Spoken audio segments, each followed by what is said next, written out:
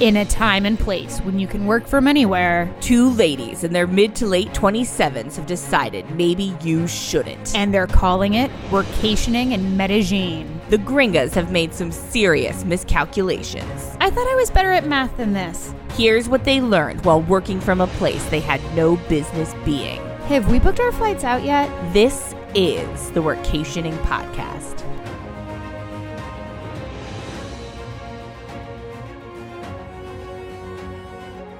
So, welcome to another episode of Workationing in Medellín. Is this going to be our last? God, I hope so. I hope we don't have any more story after this. I am done having stories. Our flights are next week.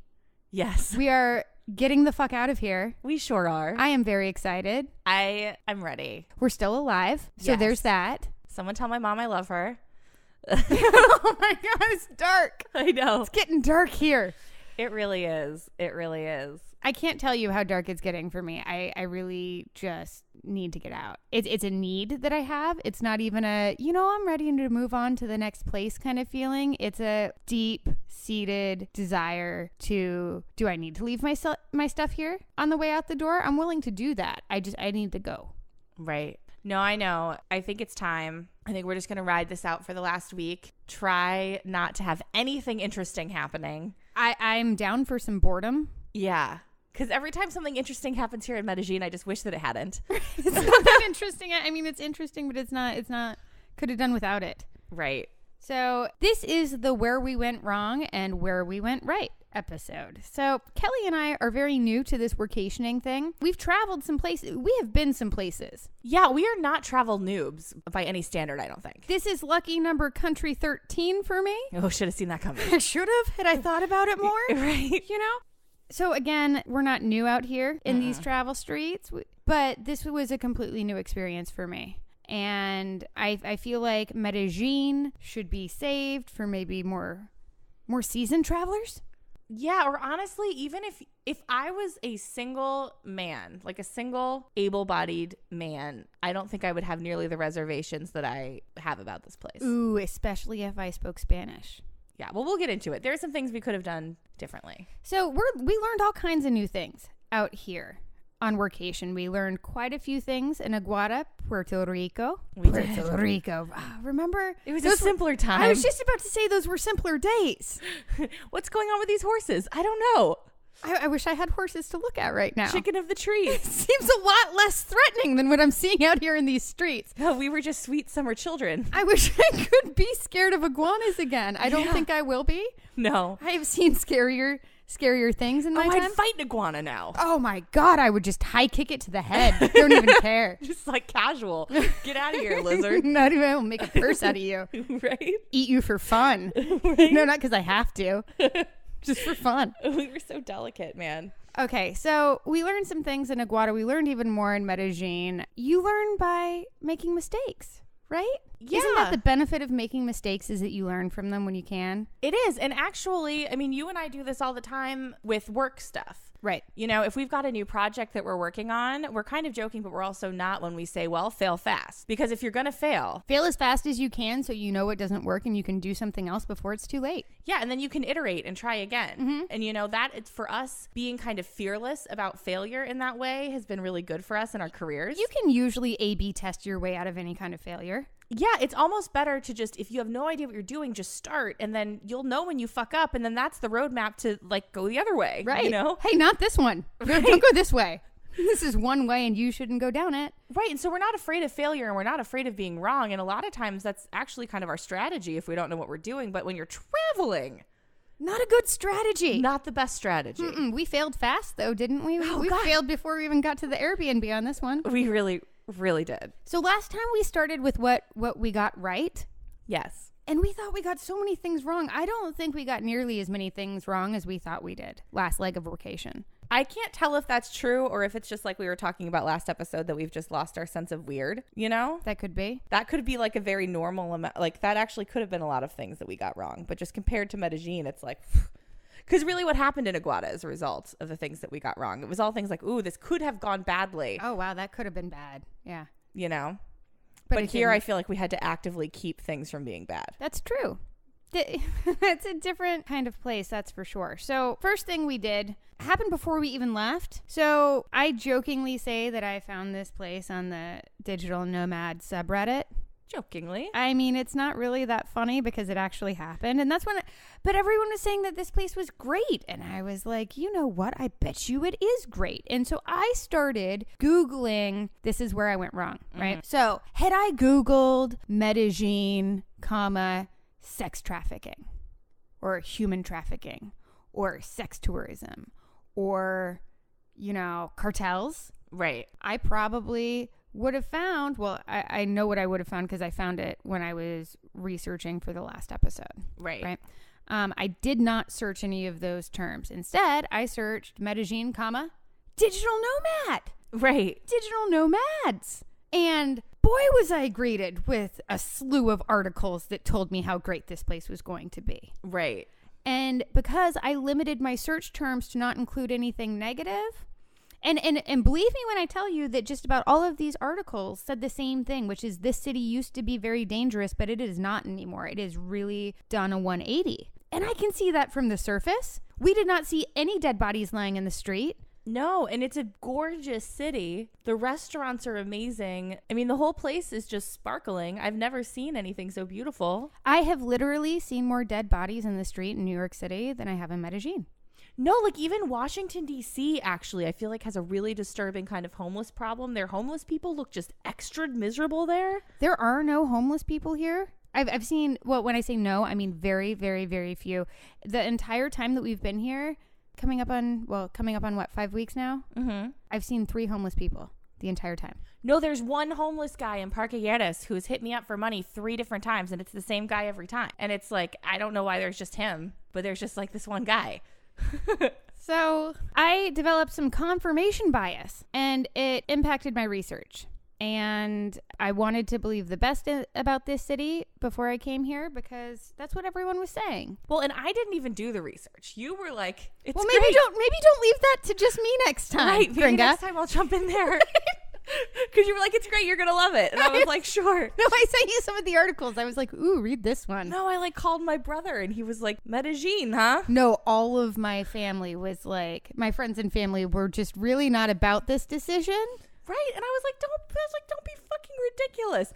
You know what I think part of it is that like I'm not a Coke person, you know? Right. And Coke to me just seems so fucking 80s. It does. It's very, very 80s to me. I really didn't expect to come down here and find a bunch of Coke and cartels. I don't know why I didn't. I expected to see the Coke, or the coked up people, right? Right. But that's not my bag. So I just figured, well, I'm not going to, we don't go to clubs.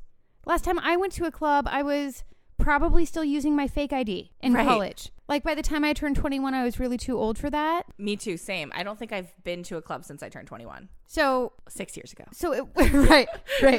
About 5 minutes ago for me. Right. So I didn't think we were going to have any trouble avoiding any of that because I'm not trying to get my Miami Vice on out here. No. I'm just not. So we thought that we were going to circumvent a lot of the more dangerous aspects of what we thought that this city might have. I think we really underestimated the extent to which it just permeates every level of the society. Everything. You know, the first week we were here, we were told multiple times that, you know, people don't really say hi to you when you're walking. People are not quick with a smile and a head nod, hey, how you doing? Right. As you pass on the street. And in general, people just keep their heads down and mind their own business, as far as I can tell. And it's because you never know who you're talking to or who they might be connected to. And God forbid you offend somebody because it might turn out really badly for you. Right. So again, we couldn't really avoid it, turns out. No. Next thing we messed up was on the way back from the airport. Hey, Gringa, did you check the exchange rate before you left? And were you sure that you understood it? Because I relied on you for that one. Like, you relied on me for the research. So... What had happened was... No, I didn't understand it. I gave it a cursory glance. Okay. Completely misread what I read. I was really like, Kelly's got this. And then was just sort of like, it'll be fine. Don't worry about it. It's going to be, and we ended up like wildly overpaying for one thing, thinking we got scammed by someone else when we didn't. We paid flashing the cab driver around an amount of money that we didn't even realize how much it was in Colombia. Just flashing it. That was not good. No, the cab driver was worried about us, but not so worried that he didn't take our $65 American, which was what, 3 times more than the fare was? Yep. Taught us a lesson. He figured we were going to continue to learn the hard way. Yeah. Took our Colombian dollar down to, it was right across the street from the Hard Rock Cafe, like in the casino area, because there was a casino right by our Airbnb. And we thought that we had paid $100 for like 2 burgers, some sodas, and maybe an app. Right. Too. We were like, well, this is right across the street from a Hard Rock. And what's probably a very touristy area. So I'm kind of thinking it's like Pier 39 in San Francisco. Things are just overpriced. Right. Because we were thinking in like in a big city like that. In a city that beautiful too. It's like, yeah, you might get gouged for. But we were told this place was so cheap. And so we were really surprised by how we were able to spend like $100 between the two of us. We did not. We had spent like $33. Basically, we were just 3 times in everything. Right. Until what, 2 days in? Yeah, and honestly, that $33 for burgers and an app or whatever is actually still a huge amount of money. Very expensive Medellin. for what it was, yeah. Yeah. So that was fun. The other thing is, so going back to the where we went wrong episode from Aguada, our big thing there was, so we had this Airbnb and we were above the only convenience store in town. Mm-hmm. And so we were very visible, but then also at night we were very isolated. And so we realized that wasn't the best combination, that a lot of people knew we were there. We didn't really care for that.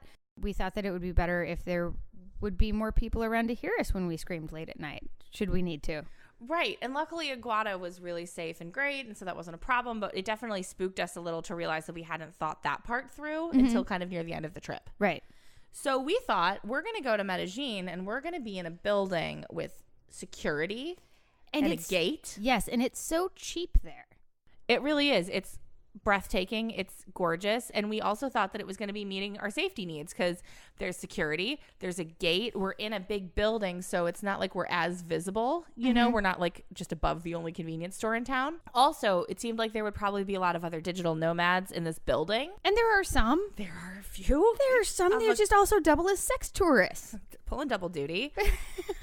So because we didn't understand the culture, we have ended up in a place that's actually full of some fairly dangerous people, some unsavory people, a good amount of sex tourists. And if we had understood the culture a little bit more and just the situation down here, I think we might have chosen somewhere else, because we've made a bunch of friends down here who are staying in places that are not as expensive and as nice as this place. No. And they have had a lot less contact with kind of this unsavory element that is just everywhere. It's because I think we're staying in the place where the people with money stay. And then they spend a lot of that money on prostitutes and cocaine. Right. And so I think that although based on the knowledge that we had, which was not enough, this seemed like a great choice.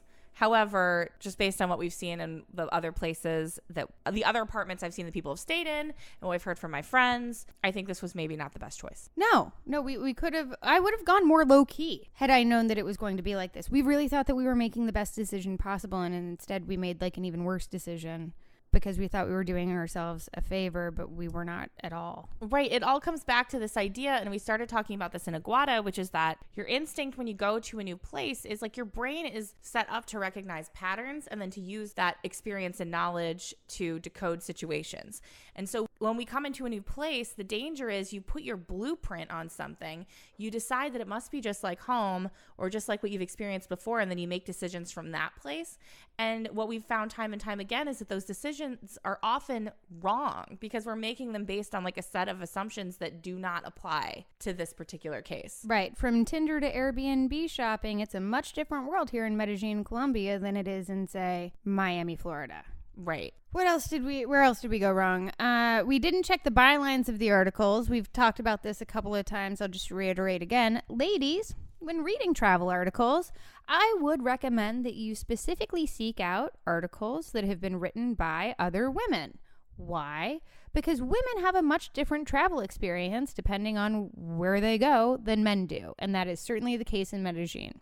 The women here are treated a lot differently, particularly if they do not have a male escort. Kelly and I have just had a hell of a time running through this city together. Right. Do we look like lesbians? I don't know what we look like, but whatever it is, they're not into it. No, and you really don't see any gay people here. No, not openly. So if we look like lesbians, that's not working in our favor. No. Don't know what to do about that. Yeah. Yeah, and it's so it definitely is different for ladies, and it's not that the dudes are lying, and it's not that they're wrong. It's that you just can't know what it's like to be a woman or even two women in a place like this unless you've had the experience. So check those bylines, and just because a dude says it's safe, don't assume that for you as a woman you will be experiencing the same level of safety, because I think that probably in most places in the world you won't be. I think that that's probably fair. Less so maybe in Europe. I didn't really notice it when I was going through Europe. I didn't notice it in Europe, but I was traveling with my fiance at the time. Right. Yeah, I was always traveling with guys or my boyfriend. And then in the Caribbean, when we were in the DR, you and I experienced that crazy stalker dude. Yeah. From the resort. So I think that wouldn't have happened had one of us been male. That wouldn't have happened. Also in Mexico, we were treated differently. I think that, I know that we would have gotten much fewer cat calls. They weren't really directed at me, but you know. Right.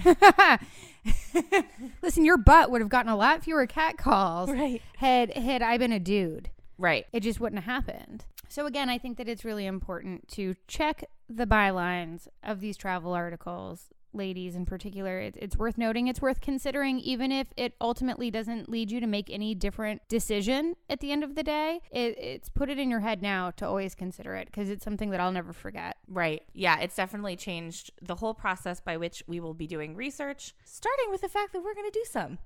There's that. Well, I did some research. I'm going to do smarter research. Yes. I am not going to confirm my bias through this research. I'm going to look for articles that challenge my bias. Absolutely. And I think that that's one of the biggest lessons in terms of research and travel research that I'm going to take away from this is I'm going to seek out articles. I'm going to specifically seek out articles that challenge my viewpoint or challenge what I want. I'm going to look for things that tell me what I don't want to hear and look at the stats behind that and see if that's something that's going to keep me away from the place that I'm researching. Yeah, I think that's really important. And I think that that's, not to go on a total tangent, but I think that that's been a big lesson for us in workationing just in general. It's the secret fifth rule of workationing. Don't be afraid to change your mind. And if you do not view it as a personal failure. Yeah. And so I think that along the way, there have been tons of things that Kari and I have come upon that we've changed our minds about. We probably will do a whole episode about this at some point. Right.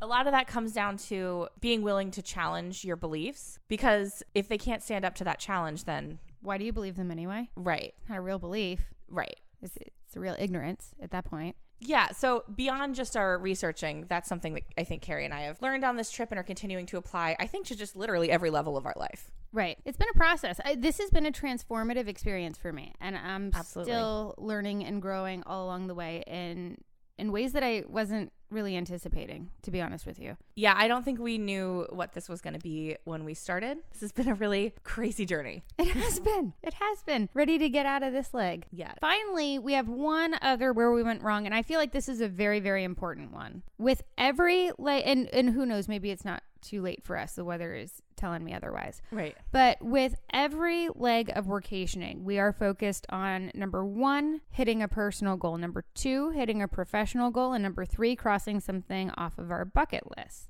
Now, we have knocked out the first 2. We've knocked out personal and professional goals on this leg. Yep. But the last one, the bucket list item, the fun one, we just kept putting off. Because we were like, listen, we can do this toward the end. What we want to do is, because it's still not too late, and I'm not going to put it in the past tense quite just yet, but what we want to do is take a helicopter to Pablo Escobar's old compound where you can play paintball. Because it's dope. That sounds like a bucket list worthy item to me. Absolutely. I want to shoot something or someone at Pablo Escobar's place. Absolutely. That seems like a story I could tell for a while. Right. And the only issue is we've waited just a little too long, and hopefully we can fit it in this week. The problem we're having is twofold. One is that when we first got here, it was very sunny all the time, and we might get a light shower here and there. Right. But the seasons are actually changing here. It's actually transitioning into fall. So it's starting to get rainy, and we're suddenly having these thunderstorms just every damn day, which is not the situation you want to be in when you're in a helicopter. No, and let me tell you, looking out of the windows from the 23rd floor of our penthouse apartment, I can tell you that the lightning is legit up in here. Yeah.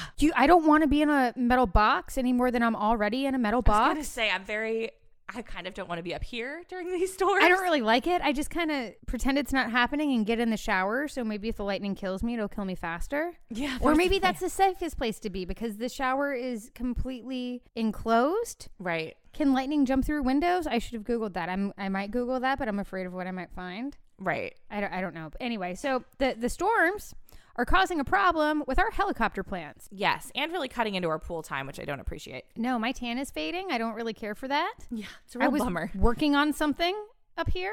Right. But we didn't pay attention to when the seasons were going to change. We took for granted that it was going to stay this beautiful. When you stay in a place for 7 weeks, the seasons can change on you while you're there. It's true.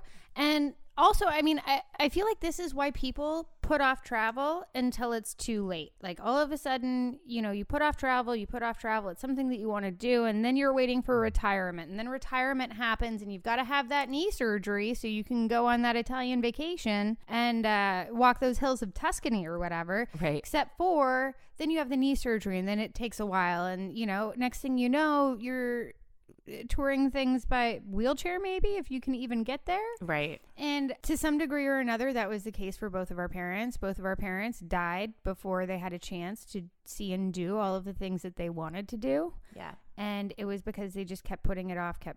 It's going to happen, but it's sometime in the future, and it's not really crystallizing into any kind of concrete plan. Mm-hmm. That's exactly what happened here, and we ran out of time. Right. And circumstances just kept getting in the way. It's really easy to work too much and to say, well, I've got too much to do. I can't take a half day or a full day and go and where's that time going to come from, right? Except for you can make the time if you want to. Well, and there were probably times early on where we could have made the time. But unfortunately, if you're somebody who does client work, we have a major client of ours that came to us with some pretty big requests for things that they want to get done over the next few months.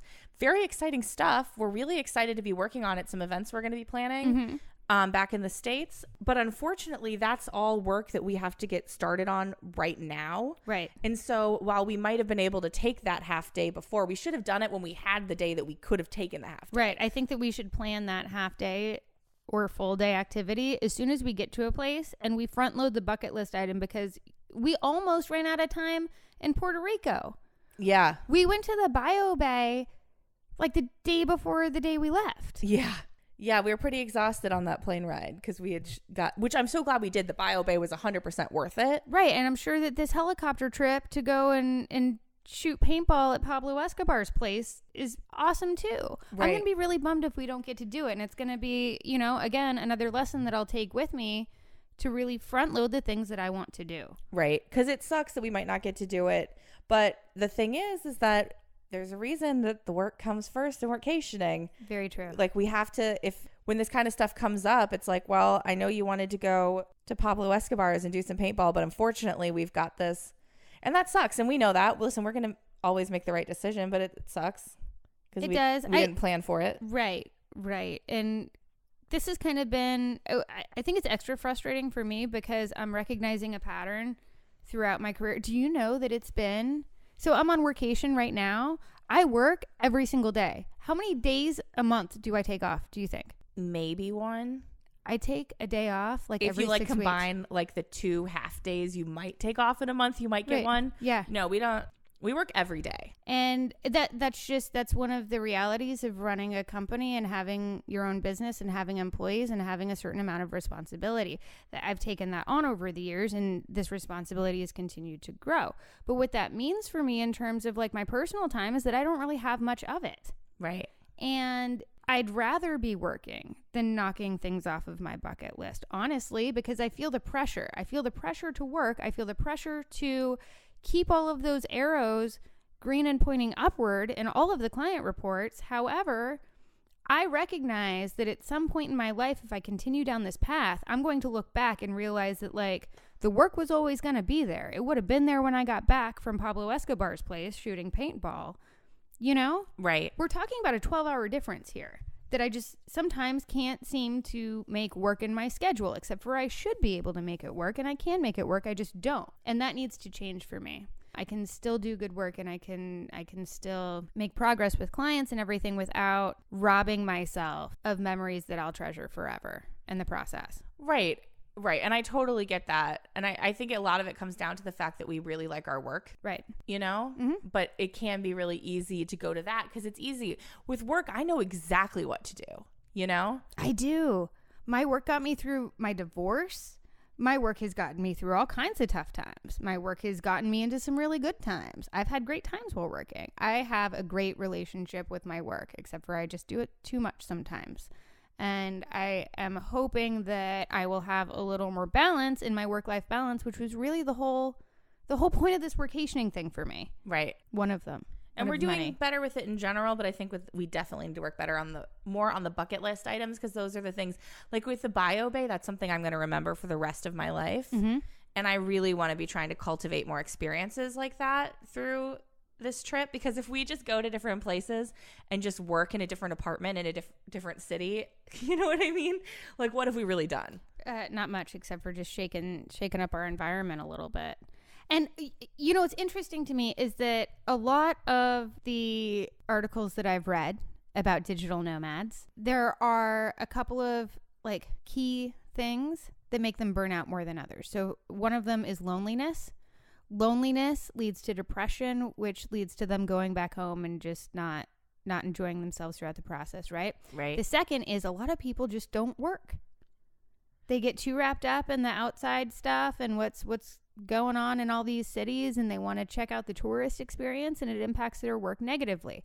I have had the opposite. I thought it was going to be easier for me to get out. Sometimes you have to drag me out of this place. Right. And like I mean, it kind of goes back to what I said a second ago, which is like, I know exactly what to do with my work, you know? Mm-hmm. So if I'm in a situation, especially somewhere like Medellín, where sometimes leaving the house can be a little intimidating, sometimes it's easier to just bury myself in my work. Very busy over here. Just very. Yes. Couldn't possibly. No. Very busy. Do you see how fast my hands are typing? I am typing with purpose right now. Don't even ask. Right. You know? Right. And so I think that's because we like our jobs so much, and because like that's kind of our, like, my job isn't always easy, but I know how to handle it. Mm-hmm. You know, I feel very comfortable and confident in that space. And so when you're not feeling as comfortable and confident, I think it can be easier to like go to that instead of, because yeah, that's totally been the opposite of our experience. If anything, we're working more than we've ever worked in Medellín, because just it's very safe over here on this laptop. It is very, very safe. Until a drone comes in, maybe tries to steal your ideas. Oh my God. I don't know what that drone's trying to do. Is he trying to catch us? Is he trying to catch us naked? I don't know. I don't understand. We haven't seen it in a couple of days, so thank God. There's been that. I think that pretty much concludes the where we went wrong section. Should we get into where we went right? Do you have anything else to add on how we really screwed the pooch on this one? No, I think that about covers it. And I do think that despite everything that we did wrong, I think that there were some things that we really did right that still salvaged this experience for us. Yes. Oh, this wasn't a throwaway. Actually, I would say this was absolutely not a throwaway experience. I have grown and learned things here in Medellín that I wasn't expecting.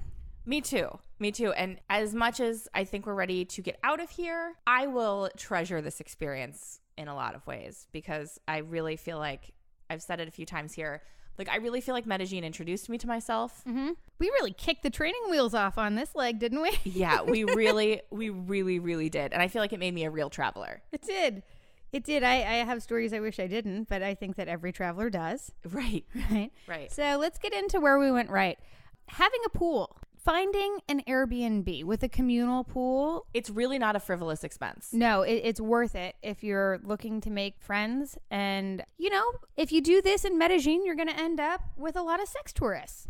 Right. You might find a Santiago. They're few and far between. We were the only ladies that went up to that pool that were not accompanied by a dude. Yeah, we sure were. We sure were. And we did make friends up there. We did, listen, if only for meeting Santiago, it was worth it. And we might meet, somebody else. We'll find out. Probably not. Have you seen the molestery looking sunglasses up at the pool lately? Yeah, I'm not really into it. That dude in the short shorts? God damn. He wasn't even trying to hide That one dude who just looks like he's turning into a leather shoe.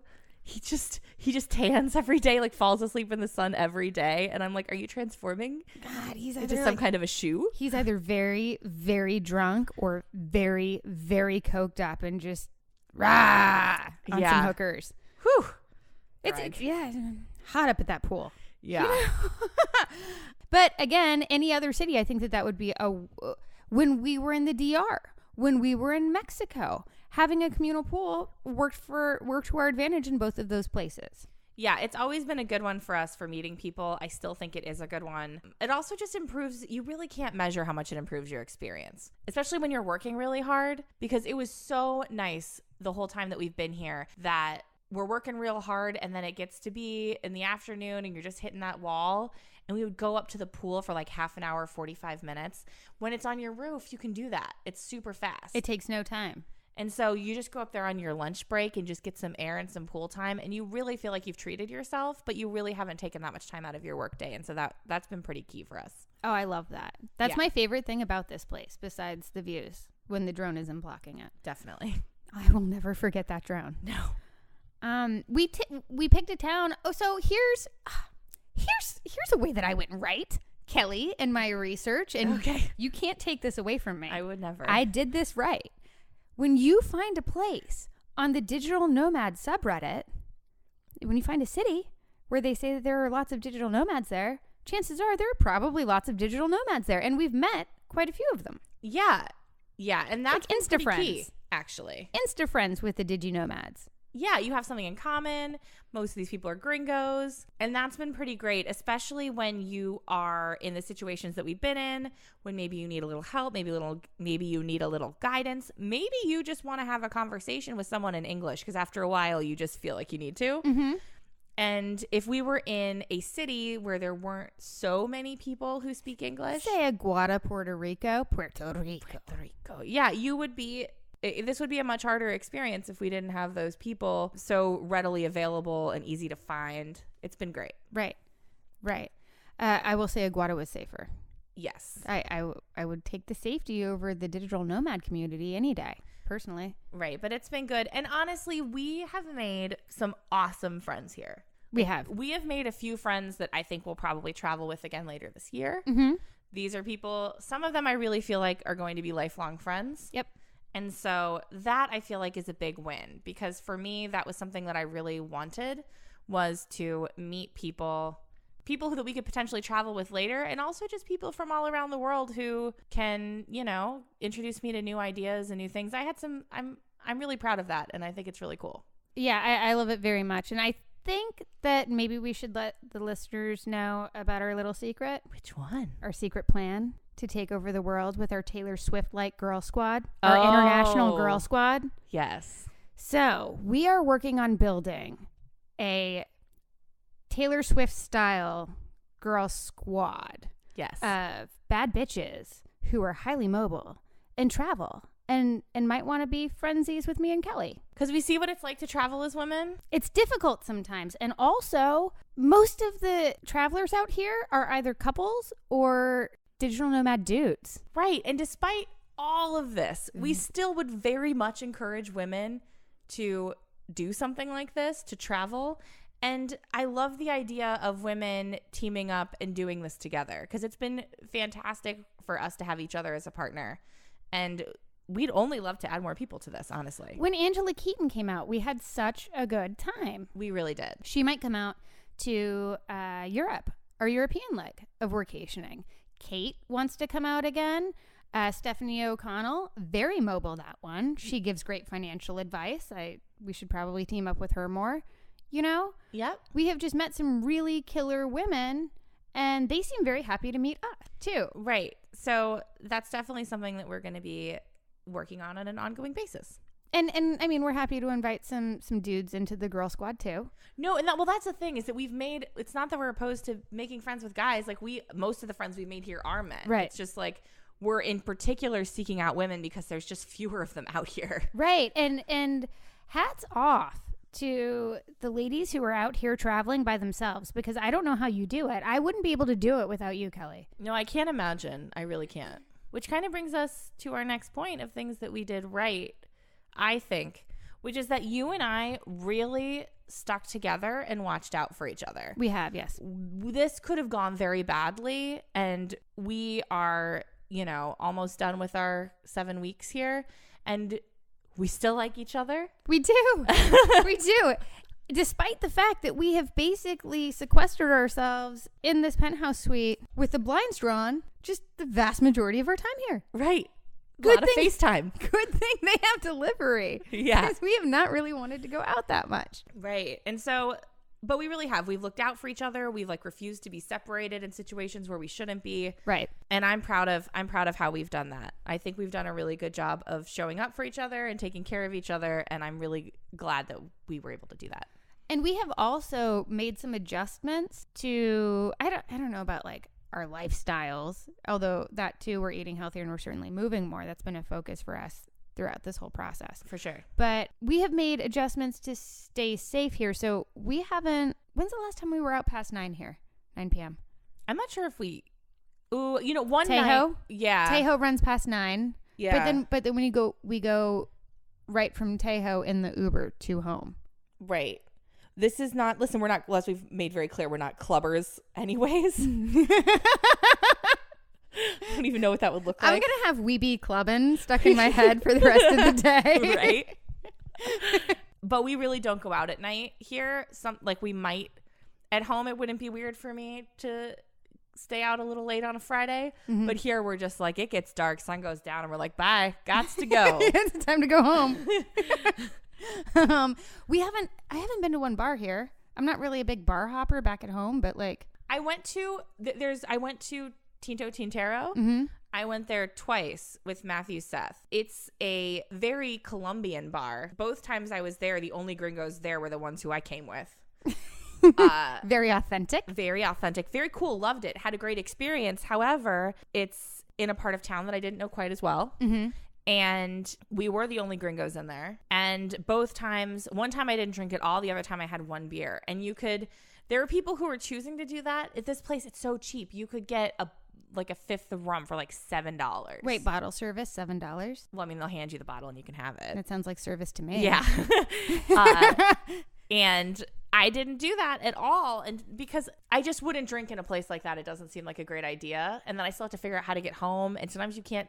Sometimes the Uber gets confused about where you live. Oh, that is very true out here. I don't know why it's so difficult. Uber and cabs. It's not like the cabbies are any better at finding our place. Right. Exactly. So I did go to a bar twice, but I really didn't drink there because it just didn't seem like the best plan. Was that the place where you almost got your cell phone stolen? Yeah, exactly. And thank God I wasn't tipsy out there. I was very bright-eyed and very alert. And I think that was important because if people see you drinking, even if you don't necessarily even look tipsy, if they see you drinking, they're going to assume you've got your guard down a little. And I didn't look like somebody who had her guard down. And I think that was important. So that's a win. I count that as a win, actually, a safety win. Yeah, totally. They didn't come at you, bro. No, they sure didn't. So they kind of did, but not with Matthew Seth there. No. And your bright eyes. My bright eyes looking right at them. Right and Matthew Seth looking like, what would he do with that smiley face frisbee? I have to say that between the two of us, if I had, my money's on me. Okay, so Matthew Seth is what? He's at least 6 feet tall, right? Yeah, maybe 6'2". He's tall. Slender build. Yeah. Looks kind of like a hippie. Yeah. Right? Great hair. Oh, he's got great hair. And he's just such a positive vibes, good time dude that he carries around a frisbee with a smiley face on it. Yeah, no, and that's the thing. It's that I don't even think that it's that he couldn't. I just feel like he doesn't have to really cut a bitch. You have to have a darkness somewhere inside that you can access. You were mentally smearing your face with Vaseline. Yeah, I was like, let's do this. I've got a little bit of that scrappiness in me, I don't think he does. I don't think that he does. He doesn't drink. He grew up in a very Christian household, from what I understand. Yeah, I think he's ready to turn the other cheek. Yeah. I think if you really had to tag in either me or Matthew Seth in a death tag match, you in. I think you should tag me in every time. Right, Kelly for the win. But this guy didn't know that.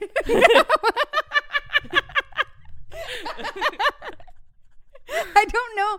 I still don't think that I refuse to believe that he was intimidated by Matthew Seth's presence, but maybe he was just enough.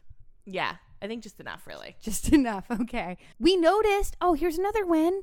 Hey, when did we have that conversation about safety, Gringa? Like just a couple days in.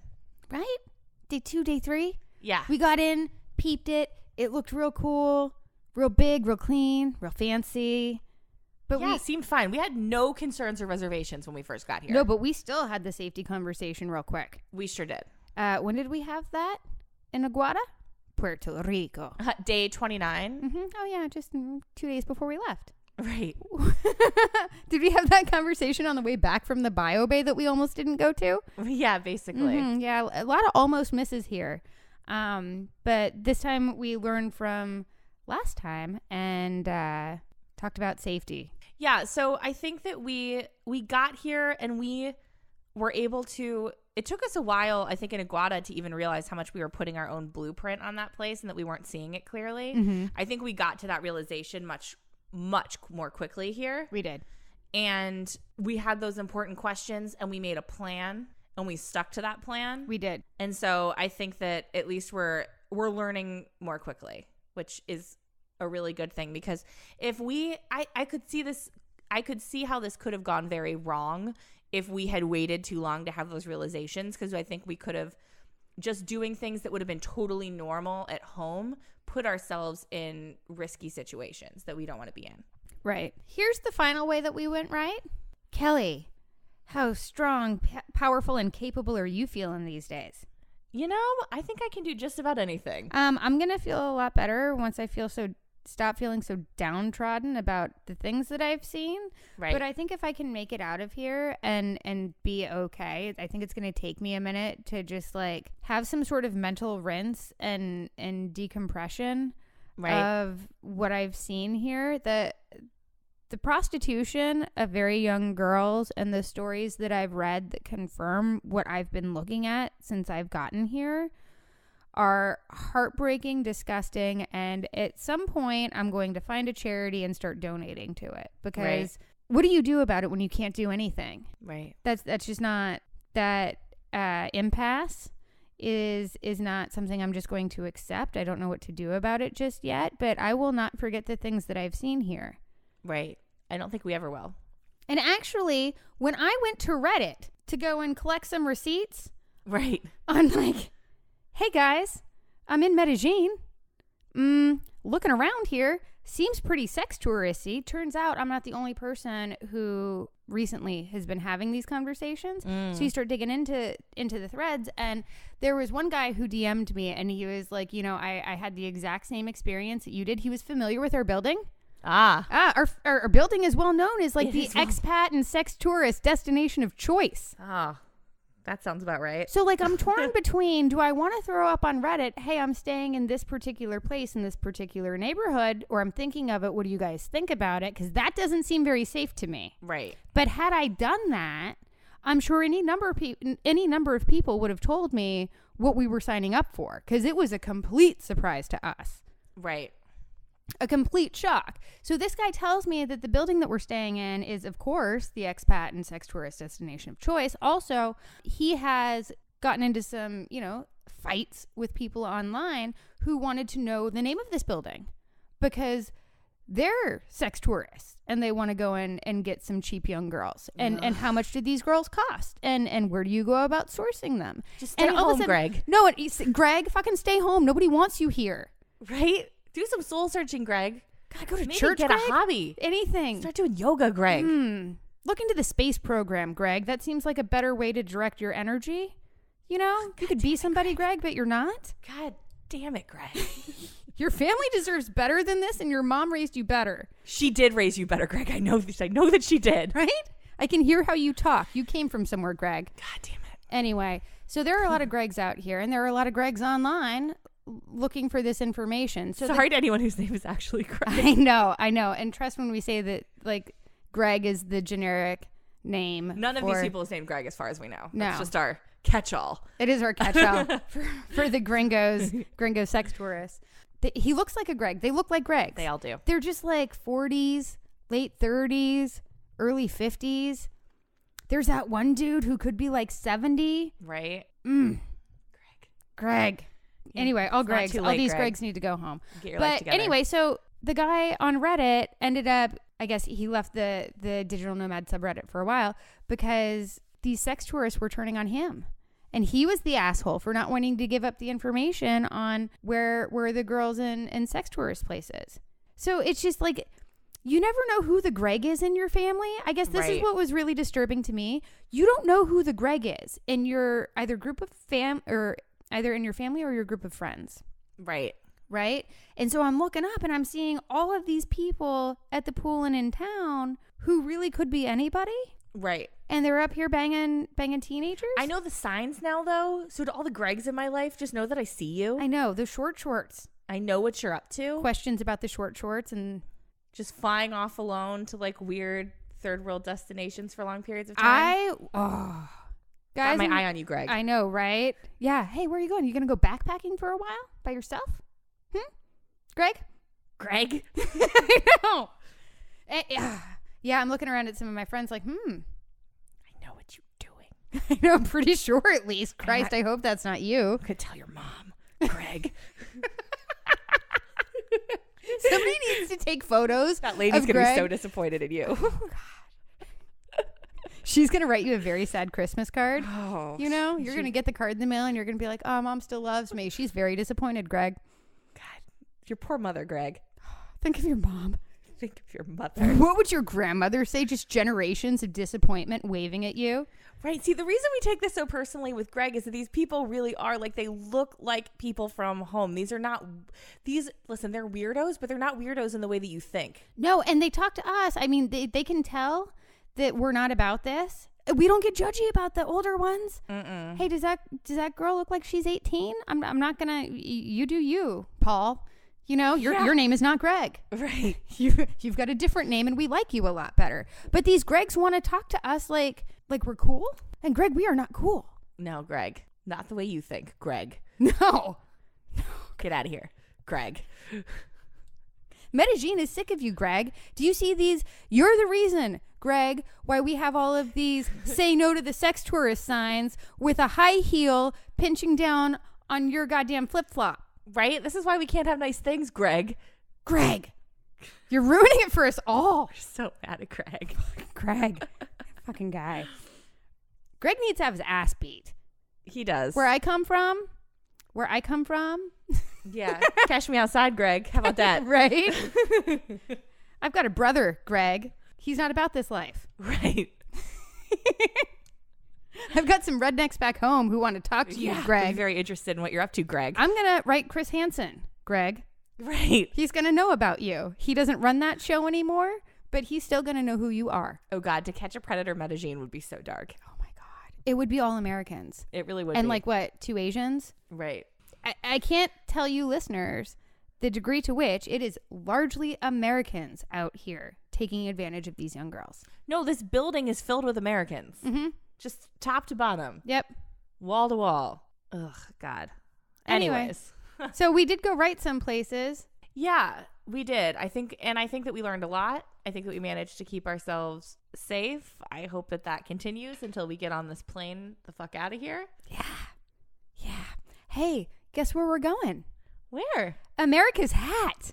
I love America's Hat. We are going to pick up my car in Manchester, New Hampshire. Exotic After Manchester, New Hampshire. Flying into Boston. Yes. You know.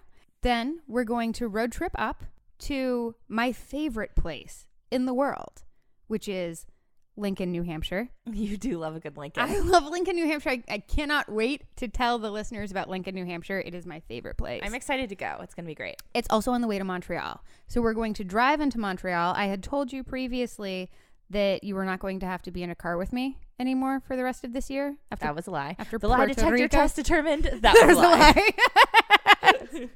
Sorry about that. But it's going to be my car, so I'll have fewer excuses. Honestly, after being in the cars here in Medellín, I just don't even fear the Reaper anymore. I can't imagine that it will even be a problem. God, you're going to like nap in the side passenger seat, I probably right? am. The oh shit handle is going to just be so neglected. It's going to miss your loving touch. Right? I feel like I thought we had something. All right. So America's Hairline seems like a very safe place to go following our Medellín experience. Yes, I'm excited for that contrast. We're going to blend in. I think it's nothing but gringos and gringas up there.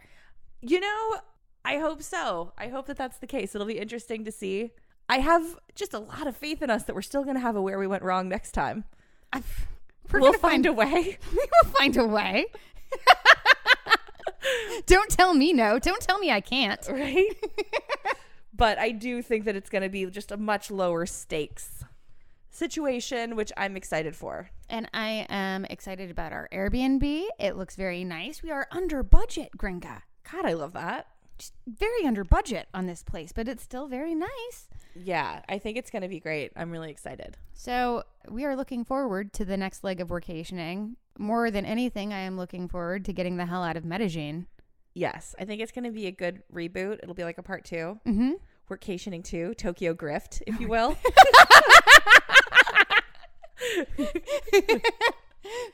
I'm going to roll with Workationing 2.0. Let's not go anywhere scary. Okay, also strong. Working title. We can massage this. We'll work on it. All right. Yeah. All right. Just spitballing right now. We're done? Yeah, I think we did it. God, are we packing yet? We better. Let's maybe do some laundry. Ah, sounds good. Call Ezian. Yep. Okay. Till next time. Till next time, friends. Keep your fingers crossed. Hope that we make it out of Medellín. We've got a week left. Light a candle. In the window. Oh. This has been another episode of the Workationing Podcast. If you like what you heard here, make sure to like, rate, subscribe, and leave us a review on iTunes, SoundCloud, Google Play, or wherever else on the internet you're hearing this. You can also go to workationing.com. That's workationing.com.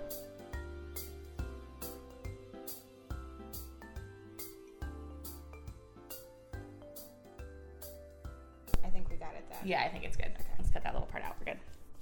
Okay, leave it rolling. Yeah, let's just keep on rocking in the free world. All right. Keep on rocking in the free world. Was it cool when I said that?